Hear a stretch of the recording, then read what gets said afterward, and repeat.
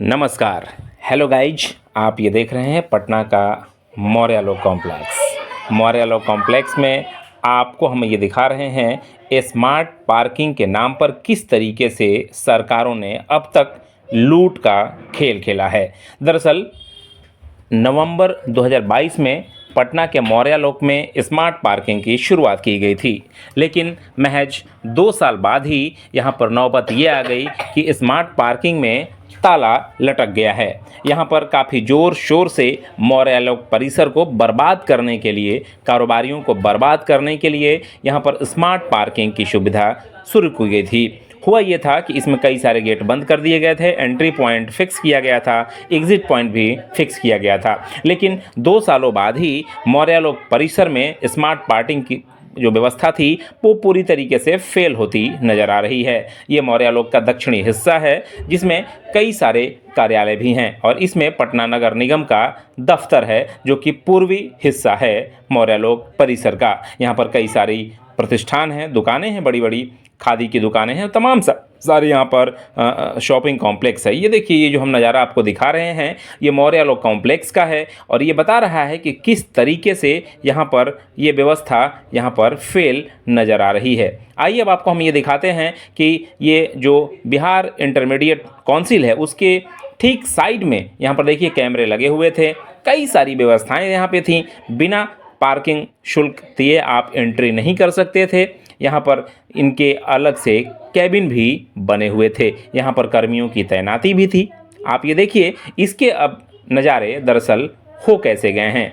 आइए हम आपको दिखाते हैं कि पटना के मौर्य लोक परिसर में ये जो स्मार्ट पार्किंग की व्यवस्था थी जिसमें बाइक से 20 रुपये लिए जाते थे और कार से 40 रुपये यहाँ पर वसूले जाते थे। पिछले 2 सालों में करोड़ों रुपए जनता से वसूले गए, लेकिन मौर्य लोक परिसर में जो वह पैसे वसूले गए उन पैसों का हिसाब न तो पटना नगर निगम के पास मिलेगा ना ही सरकार के पास। आखिर जब आप किसी मार्केटिंग कॉम्प्लेक्स का विकास नहीं कर सकते, कारोबारियों को सुविधा नहीं दे सकते, तो फिर ये दिखावा क्यों। ये देखिए यहाँ पर जहाँ पर पहले पार्किंग के लिए कर्मी बैठते थे वहाँ पर कुर्सियाँ उल्टी पड़ी हैं, यहाँ पर कैमरे बंद पड़े हैं, जो यहाँ पर डिजिटल स्क्रीन है वो भी यहाँ पर बंद पड़ा हुआ है। कुल मिलाकर के मौर्य लोक परिसर में जो स्मार्ट पार्किंग है वो पूरी तरीके से फेल नज़र आ रही है।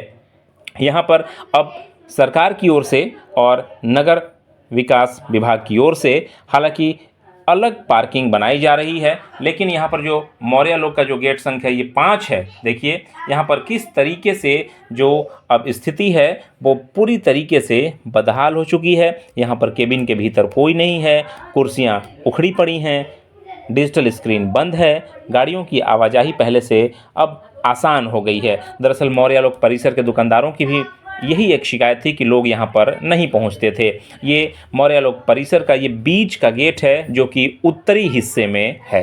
उत्तरी हिस्से में ये जो गेट है, देखिए यहाँ पर भी गेट तो खुला हुआ है लेकिन गाड़ियाँ लगी हुई हैं वहाँ पर, और यहाँ भी जो स्मार्ट पार्किंग की जो व्यवस्था है वो देखिए किस तरीके से यहाँ पर बंद पड़ी हुई नज़र आ रही है। मौर्य लोक परिसर में ये शाम का नज़ारा है और जब आप शाम के समय पहले अगर मौर्य लोक देखते थे तो उस समय ये ठेले और खोमचे वालों के चलते ये मौर्य लोक का जो व्यावसायिक कॉम्प्लेक्स था, जो व्यावसायिक गतिविधियां थीं वो बढ़ी हुई होती थीं।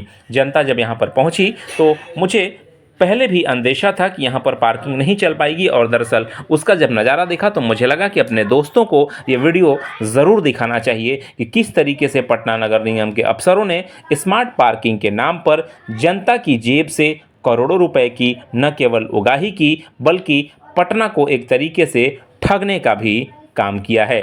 ये मौर्य लोक परिसर में ये दरअसल नज़ारे भले ही शानदार दिखाई दें, गाड़ियां अभी भी ठीक से लग रही हैं, लेकिन अब जनता को राहत है कि उन्हें पार्किंग के लिए पैसे नहीं देने पड़ रहे हैं।